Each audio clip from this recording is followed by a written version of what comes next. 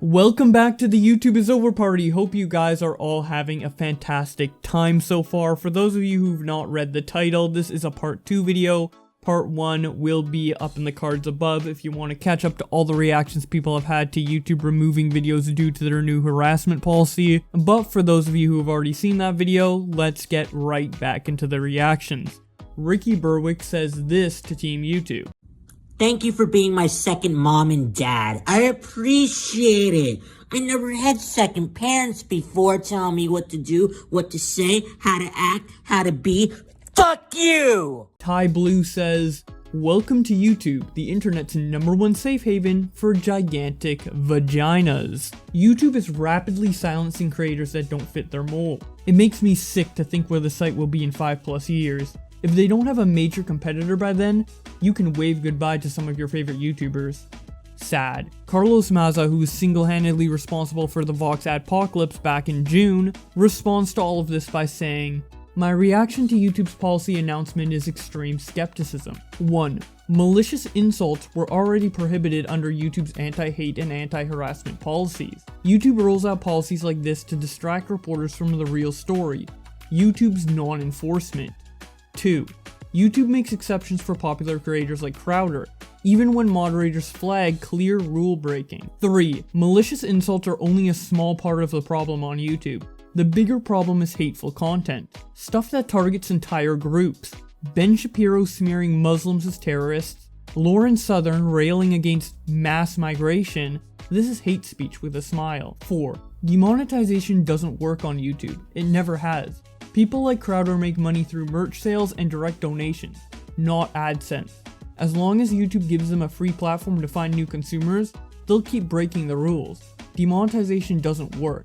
TLDR, YouTube loves to manage PR crises by rolling out vague content policies that they don't actually enforce. These policies only work if YouTube is willing to take down its most popular rule breakers, and there's no reason, so far, to believe that it is. Completely ignoring the fact that they took down a video from a very big and beloved YouTuber, iDubbbz, but, you know, apparently there's no reason to believe this. Going back to some more sane tweets, Nerd City responds to YouTube by saying, protecting a handful of spoiled public figures who don't like to be teased is a great way to lose the crowd. This policy has good intentions on the surface, but it's too messy. It'll drastically increase both resentment and complaining across the board. Don't censor criticism. Willie Mac Show says, if anyone actually knows how to get in contact with Matt, it would be cool to get an interview so we can better understand YouTube's intent. I definitely have some questions of my own. If you are totally lost, this is from YouTube's new policy announcement, highlighting that Matt Halprin is the Vice President of Global Head of Trust and Safety at YouTube and was the one who wrote the post announcing these changes. Jay Aubrey says, so I woke up to YouTube removing Gokinaru's video on H3 along with iDubbbz's Leafy Content Cop due to bullying and harassment policy changes. I don't see how the fuck that makes sense when these videos were made before the changes. This is some next level bullshit, YouTube. By this logic, every diss track, Family Guy clip, and late night segment would be promptly taken down as a violation of community guidelines, though something tells me that's not going to happen. Oh, and Onision's channel remains unaffected, by the way. Then he shows an image highlighting the example that says, using an extreme insult to dehumanize an individual based on their intrinsic attributes. For example, look at this dog of a woman. She's not even a human being. She must be some sort of mutant or animal. Max Mofo says, YouTube can suck my ass. To which Colossal's Crazy replies, YouTube can suck my ass. Sky William responds to Clown by saying, hi Clown. Inside a Mind says, damn, hashtag YouTube is over party is trending in the UK. Twitch now has a competitor with Mixer.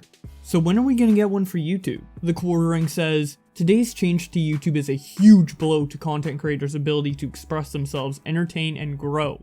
You can't simultaneously roll out a nebulous harassment policy, remove vids, and in the same breath tell us you care about us being able to express ourselves. Rebzilla says, read over the new YouTube update, it's very concerning, and really just seems like a big umbrella for a lot of reasons to remove creators and content they don't see fit. If Onision feels harassed, he potentially has a new way to remove a video? Very scary. Removed and called targeted harassment. The looseness of what we're reading feels like a loophole that could be exploited by the likes of Onision as just another way to silence criticism that he doesn't like and limits our ability to raise awareness about what would be abuser. It was creators raising awareness about Austin Jones that protected any other children from being hurt. This worries me for a lot of reasons, and I think this needs much more detail than YouTube has put out. This absence of transparency creates anxiety. Brandon says, YouTube is really good at making creators' lives harder and turning around to gaslight them into thinking we were the ones who asked for the changes. This is the kind of abuse on par with how abusive boyfriends operate. JF says, here's what we know about the YouTube purge right now. YouTube published new terms where they significantly enlarge the concept of bullying and say they will strike and demonetize on that basis. CRP channel, demonetized.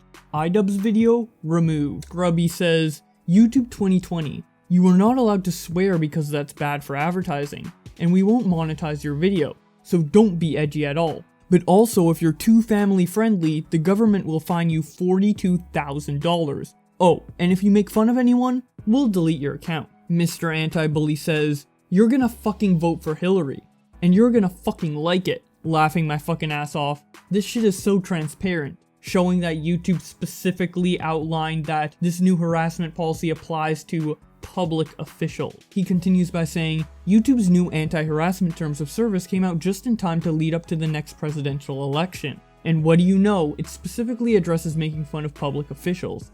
What a coincidence. The future of YouTube is a single Honda commercial on repeat, starring a fat chick, but you can't call her fat in the comments, otherwise you'll be banned. I kid you not, YouTube is implementing a laughing at people quota. You are not allowed to laugh at an idiot so many times in video form before you are banned now. Showing the part of the YouTube statement that says, consequences for a pattern of harassing behavior. Something we heard from our creators is that harassment sometimes takes the shape of a pattern of repeating behavior across multiple videos or comments, even if any individual video doesn't cross our policy line. Keemstar says, YouTube just removed the leafy content cop. I don't want YouTube to become a safe space. You are killing comedy by calling a roast of other creators bullying. We are public figures. We are allowed to be roasted. Comes with the gig. John Swan says, Susan laughing at us right now. Hashtag YouTube is over party. Augie RFC says, I told you all the YouTube purge was coming, starting after December 10th. What I didn't expect was that it would affect non-political channels like iDubbbz. I shouldn't be surprised, but I am. In the last video I made on this, we showed a conversation between YouTube and iNabber, and right here we have Nerd City hopping into the conversation by saying, yeah, race, religion, sexual orientation. You folks know that's going to get the least pushback here. But what about fat, ugly, old, stupid? As harsh as those words can feel, sometimes those qualities need to be indicated. Matt Jarbo then replies by saying, I disagree. When talking about criticism, those particular terms should have no real place, because you moved from criticizing the idea into just ad hominem attack. Nerd City then responds, if an obese person uses editing tricks to disguise their poor health to sell skinny tea, it shouldn't be a protected scam. If a channel shills lip plumping scrub, and it didn't create their look, that should be called out. Policing criticism to protect feelings is a can of worms. Mundane Matt then responds by saying, there are always going to be exceptions to that rule, but there's a difference in intent. What you are describing makes sense if criticism isn't malicious in nature, but let's be real, that rarely happens. Most are just insults disguised as criticism. The YouTuber Optimus responds to all of this by saying, you take it so seriously that you openly admit that you are aware of Onision and refuse to do anything about him, and the tribes of other issues that are actually affecting the platform right now, over, they said a mean word about me in a video? Psychic Pebble then shows all of his Twitter followers that his video titled Fine Bros React got removed for the new guidelines. His comment on this is a sarcastic, epic. iDubbbz responds to Psychic Pebbles by saying, badass. Psychic Pebbles then follows up his original tweet by saying, I really believe the only solution at this point is an entirely new platform built from the ground up. YouTube is a husk of what it once was, and now only serves as a dumping ground for celebrities and brands. It's beyond salvageable. Elvis the Alien says, can't wait till I get a barrage of emails telling me half my channel has been deleted due to harassment. YouTube makes a Q&A tweet to answer some of the criticism they've been getting. It says, question, is humor/satire not allowed? Answer, during a review we consider whether a video's purpose is educational, documentary, scientific, or artistic satire, comedy, or music. example diss tracks, may be considered artistic, but that's not a free pass to harass someone. Remember, context is key. Kavos then replies, "You have fucked up this website so badly. Can't do anything now without it either getting demonetized or taken down. Stop trying to justify the awful decision you made today. Honestly, fuck YouTube. These new rules and deleting old videos is an absolute joke. Don't know how much more creators can honestly take of this shit." Emperor Lemon says, "I'm sure that YouTube will enforce this clause to every late night talk show host who have spent the past 5 years deriding the president for being fat and orange, right?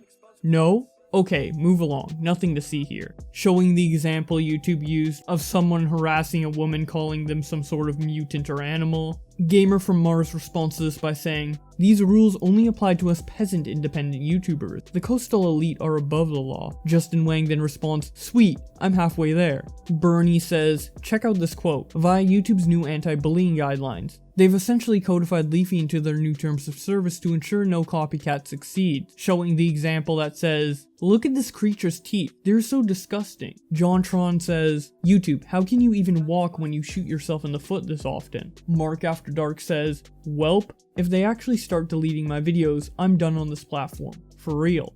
Fuck this garbage website.